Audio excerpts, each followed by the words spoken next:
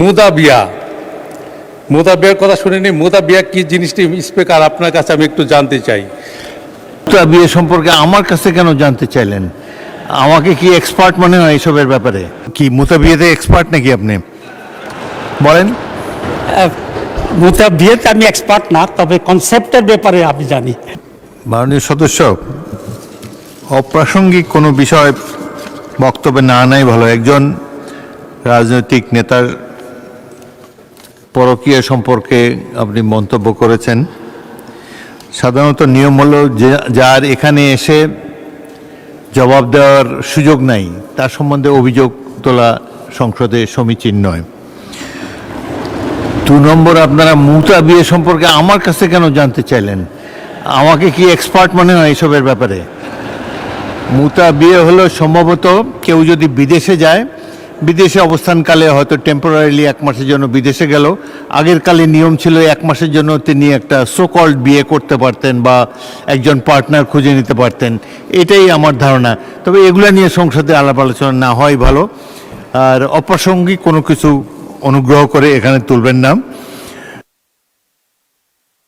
এর কোনো দরকার নেই। মাননীয় উপনেতা, আপনি কি বলতে চান? আমি তো কি মুতাবিয়াতে এক্সপার্ট নাকি আপনি?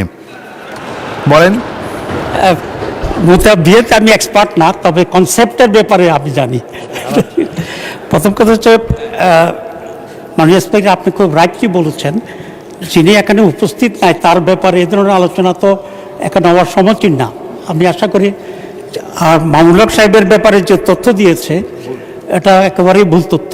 উনি কোনো মুতাবিবাহ করেন নাই, গাজীপুরে কোনো জায়গায় এরকম কোনো ঘটনা ঘটে নাই। যেটা হ্যারেস করা হয়েছিল নারায়ণগঞ্জ, ওনাকে উনি বিয়ে করেছিলেন এবং এটা এখন এস্টাবলিশ আছে। তা বিয়ে করার তো জায়েজ আমির জামা মাননীয় স্পিকার। তা আমি চাইব যে এটা আপনি এক্সপান্ড করবেন।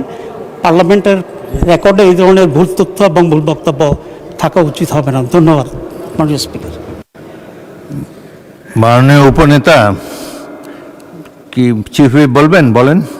স্পিকার, যা অসংসদীয় এবং সমীচীন নয়, বিফিটিং দেখায় না। মাননীয় স্পিকার, আপনাকে অনুরোধ করছি সেটা মানে প্রসিডিংস থেকে এক্সপেন্স করার জন্য।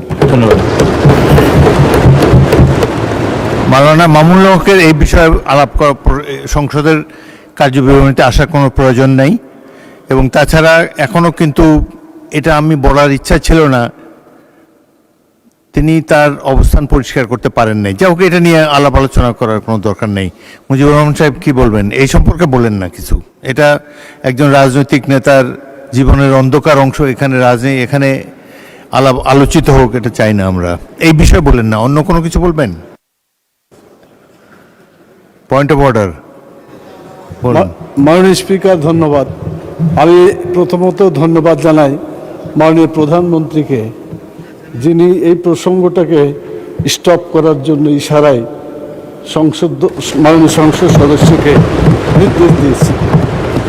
দ্বিতীয়, যেটা আপনার মন্তব্য, এটা সঠিক। এক সময় ছিল মুতাবিয়ে করা যেত, কিন্তু পরবর্তীতে হারাম হয়ে গেছে, এটা নিষিদ্ধ, এখন করা যাবে না।